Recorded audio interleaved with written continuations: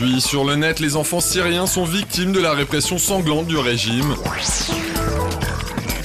La toile dénonce les agressions sexuelles à l'égard des femmes en Égypte. Et une animation graphique présente le monde des réseaux sociaux en 2011.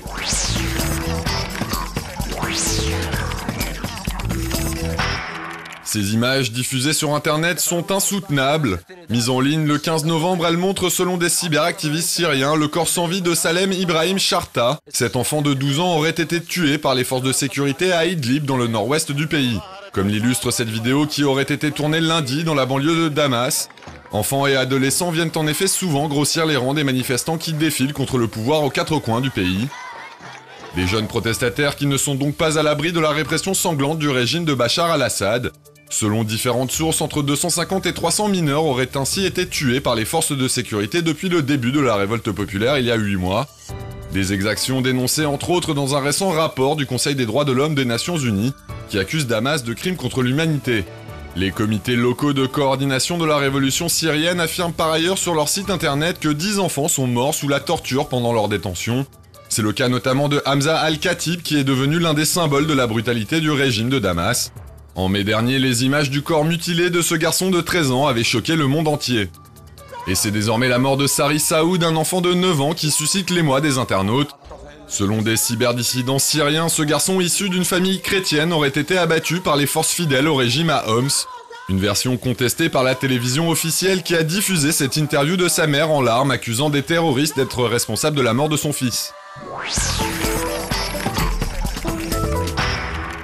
Les témoignages de femmes journalistes victimes d'agressions sexuelles en marge des manifestations organisées en Égypte contre le pouvoir militaire se multiplient depuis quelques jours. Des témoignages qui mettent en lumière un phénomène récurrent dans les rues du Caire depuis le début de la révolution et dont la toile se fait largement l'écho. Signe que la situation est à prendre au sérieux, Reporters sans frontières a publié récemment un communiqué sur son site dans lequel l'ONG rappelle qu'il est actuellement plus dangereux pour une femme que pour un homme de couvrir les événements dans le pays.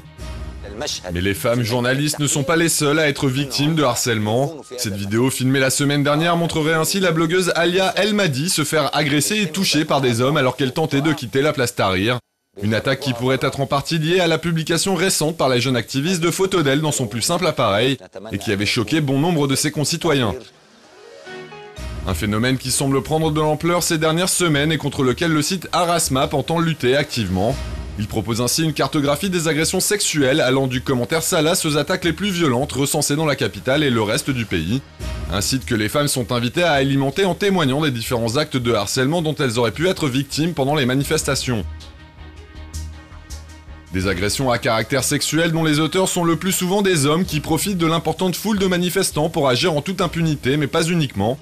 Plusieurs témoignages font en effet état de harcèlement organisé à l'égard des femmes par les militaires au pouvoir depuis la chute de Hosni Moubarak, comme le rapporte l'ONG Amnesty International.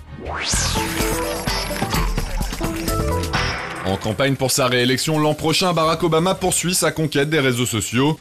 Les équipes du président américain viennent ainsi d'ouvrir un compte sur Google+, un service récemment lancé par la firme californienne. Le mois dernier, c'est sur la plateforme de blog Tumblr qu'a fait son apparition le locataire de la Maison Blanche. Également présent sur YouTube et Flickr, Barack Obama compte plus de 24 millions de fans sur Facebook et plus de 11 millions d'abonnés sur Twitter. My Tram Experience ou mon expérience du tramway en français, c'est le titre de cette vidéo qui circule en ligne depuis dimanche et qui suscite actuellement la polémique sur les réseaux sociaux en Grande-Bretagne. Filmée par un internaute londonien, elle montre une femme portant un enfant sur ses genoux en train de proférer des insultes racistes à l'encontre des passagers noirs qui l'entourent. Les internautes ont condamné presque unanimement l'attitude de cette femme et ont été nombreux à tenter de l'identifier. Une mobilisation qui a fini par porter ses fruits puisque la police a procédé à son arrestation lundi.